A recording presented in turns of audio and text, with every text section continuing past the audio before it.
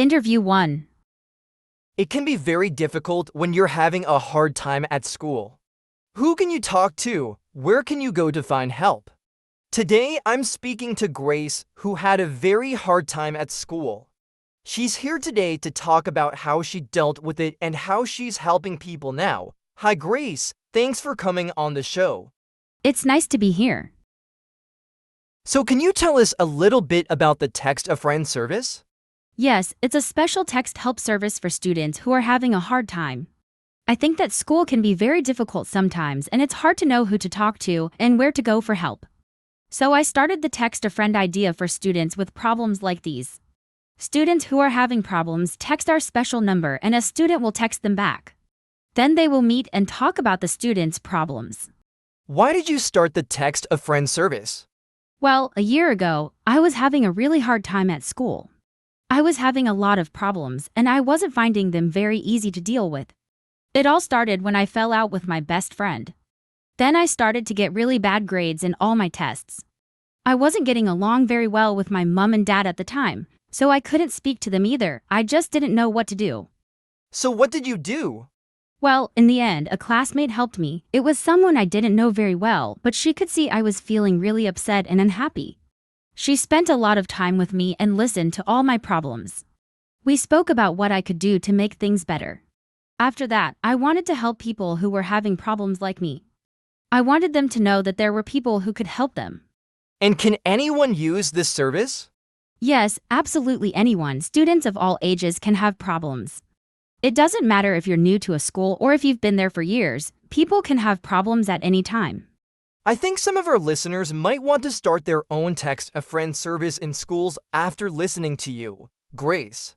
I certainly hope so. Interview 2.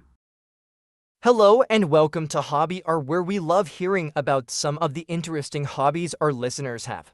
Today, I'm very happy to welcome Darren Jones to the show. Welcome, Darren. And thanks for coming in to speak to us today about one of my favorite things, cakes. You're welcome. It's great to be here. Now, Darren, I know that your hobby is baking cakes, but not the usual everyday kind of cake. Can you tell our listeners about your cakes? Well, I love baking cakes in the shape of famous buildings. I love cakes, and I'm also really interested in traveling to different countries, so I decided to combine my two interests. You've baked cakes in the shape of the Eiffel Tower, the London Eye, the Taj Mahal, and the Acropolis. How long have you enjoyed doing this hobby? I started baking when I was about 11. Wow, that's pretty young. Do your parents like baking? My dad is a chef and has always loved making cakes, so it just seemed normal to me. My mom is terrible at baking, though I was really young when I entered my first cake-making competition. How old were you then, Darren? 12. It wasn't a competition for children, but they let me come along when they saw how interested I was in baking. They say it was nice to see a young boy who was mad about baking cakes, not just eating them. You won that competition, didn't you? Yes, the judge said the cake was delicious. I think she was quite surprised, though. She didn't think a young boy could make a delicious cake. That one was in the shape of the Leaning Tower of Pisa. So what are your plans for the future? I don't have any plans. Well, maybe I'll open a cake shop one day. But I don't want to be rich or famous or anything like that. For me, baking is a good way of chilling out, and it makes me happy. It makes my friends happy, too. They're always asking me to make cakes for their birthdays. I'm sure they are, so everyone's happy. What more could you want from your hobby? Interview 3. Hello and welcome to Job Club, where we speak about the kind of jobs you might want to do after school or college. Today, we're talking to Sandra, who is doing her dream job. She's working with a film company. Sandra, can you tell us a little bit about your job?